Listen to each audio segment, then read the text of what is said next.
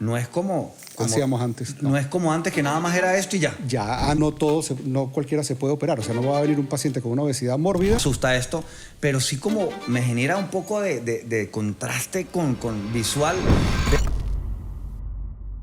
Y bienvenidas a un episodio más de Noticiela, y hoy con un médico cirujano reconstructivo de Grecia para el mundo, el doctor Harald Ambos.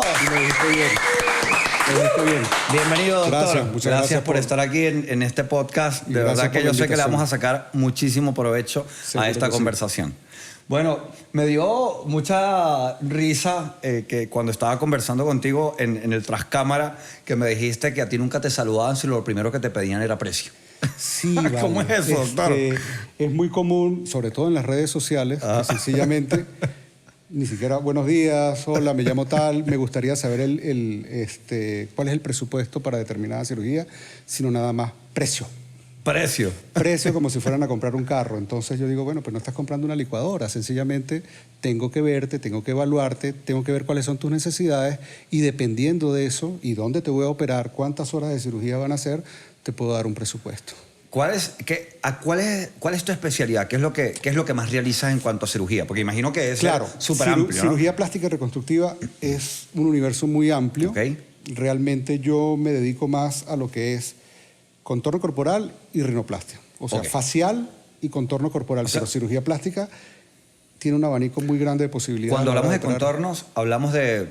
se me viene a la cabeza... Sí, lipoescultura, mini-abdominoplastias, abdominoplastias. A eso me refiero con contorno corporal, que es básicamente la cirugía que más se hace a nivel mundial. Y nariz. Y nariz. Ok, perfecto. Bueno, yo creo que vamos a ir por ahí, doctor. A ver, ¿y cuál es quién sí y quién no para, por ejemplo...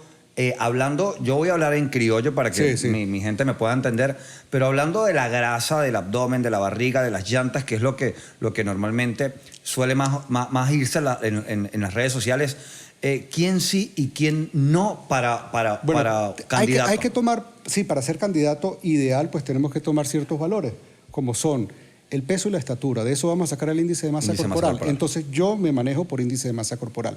Por ejemplo, para una lipoescultura tiene que tener un índice de masa corporal por debajo de 30. Por debajo de 30. Por debajo de 30. Para una abdominoplastia, hasta 32. En algunos casos, siempre y cuando no tenga enfermedades concomitantes, o sea, no tenga comorbilidad, que no sea hipertenso, que no sea fumador o que sea diabético. Ese tipo de cosas. Okay. Entonces, sí se toma en cuenta eso, porque obviamente que no es que un paciente con obesidad, eso iba a decirte, a pesar de que por encima de 30, ya estamos hablando de obesidad tipo 1, pudiésemos llegar hasta 32 en esos casos especiales.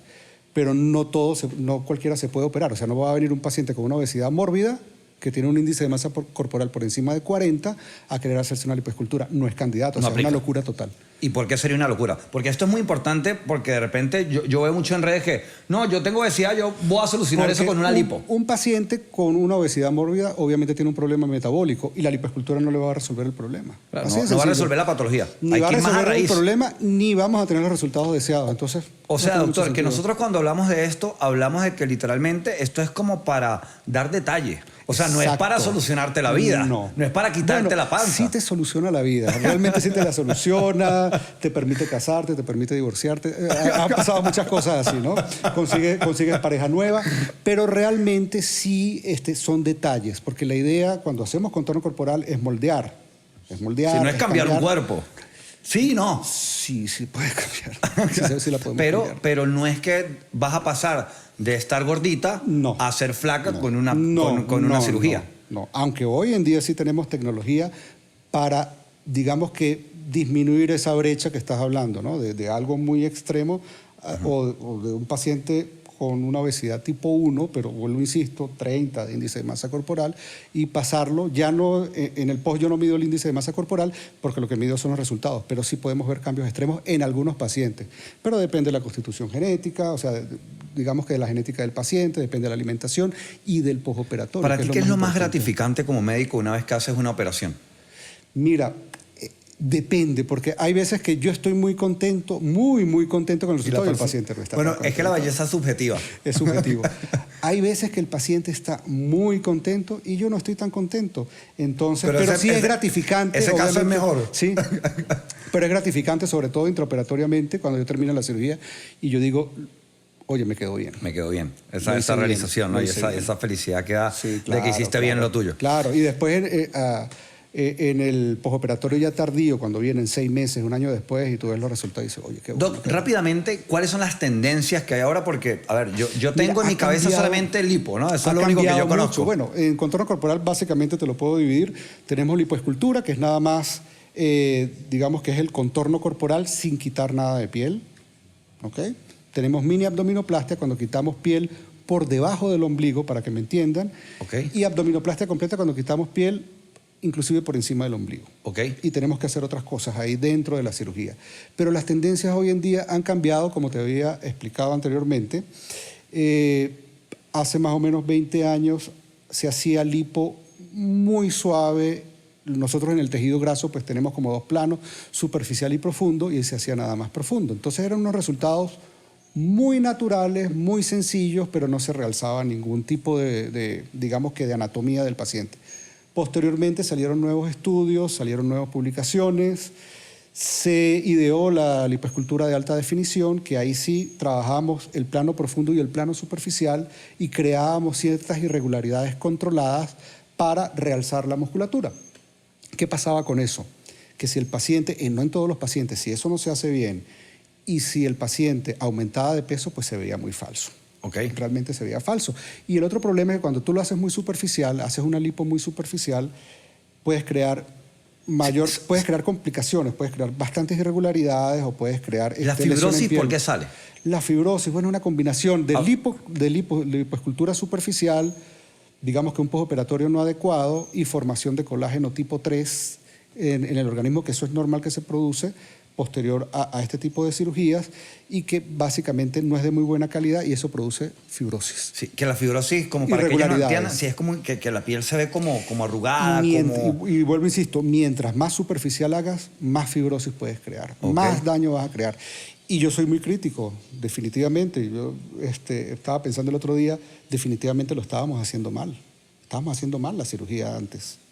Bueno, pero todo avanzando es parte de... Y ha avanzado y hoy en día tenemos el conocimiento y tenemos la técnica y tenemos, digamos que cierto tipo de aparatos que nos permiten... La tecnología avanzando. Que nos permiten a nosotros, pues, digamos que crear algo mucho más natural, mucho más anatómico, con menores complicaciones a largo plazo. ¿Sabes qué es interesante? Porque creo que, bueno, soy entrenador y tú cirujano.